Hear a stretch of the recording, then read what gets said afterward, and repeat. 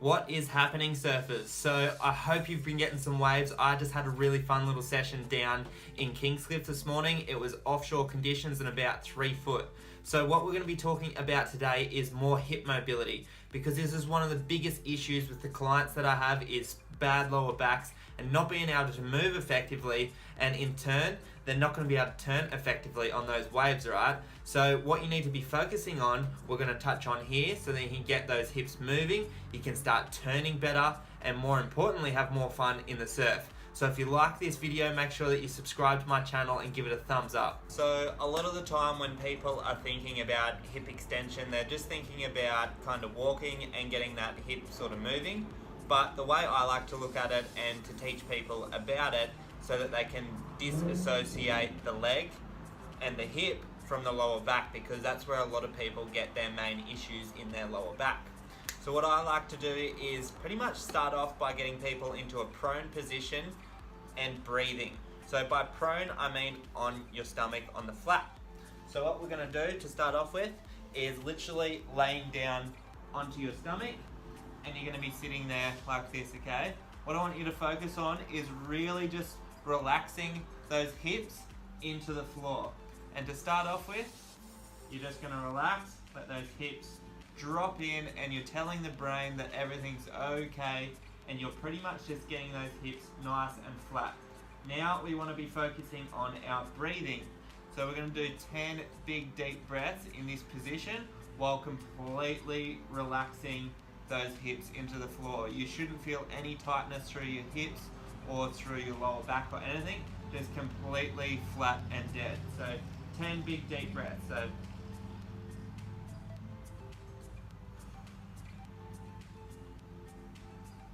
now when you've done those 10 breaths, you can move on to the next phase. What you want to be focusing on with your breathing is big expansion through your stomach, so diaphragmatic breathing. So you want to be focusing all of your breathing all through the belly. You don't want it nice and all tight up through the chest. You want it all through the stomach. So phase 2, now that you've done your 10 big deep breaths, you've got yourself into a good position and you're nice and relaxed with your hips into the floor. What you're going to do for the next phase is literally bring your hands in by your sides, and you're going to have a little bit of pressure on there. Okay, you want to keep those hips nice and flat again the whole way through this movement, and everything nice and relaxed. Again, we're going to be focusing on that diaphragmatic breathing. So big breath in, and when you're exhaling out, we want to be lifting up. When you're lifting up, you don't want to be going all the way up and lifting the hips off the floor. You want to keep that hip into the floor. So we'll do one more. Big breath in, and breathing out. Lifting up. So what we're doing here is really getting that body used to opening up through the front here, okay? So that's really going to loosen up that iliopsoas and get you out of this sitting position that everyone's in all day. So you're getting that muscle from being in a shortened position all day to a completely relaxed, lengthened position, and that way you're going to start training those glutes to activate, and you're going to get more hip extension. So from here, we're going to be able to move into our third phase with hip extension. Okay, so now we're going to be moving into phase 3. We're going to start incorporating into a little bit more movement and active range with that hip extension. So what you want to be doing is chucking your hands out in front of you, crossed arms. I'm going to be talking you through this, so I'm going to have my head up, but what you want to be doing with this movement is having your forehead rested on your arms like so. Okay. So with this movement, again, we're going to be using the breathing to coincide with the movement of the exercise. So again, we're going to be going a big breath in. And when we're breathing out, we're going to be bringing that leg off the floor. Okay?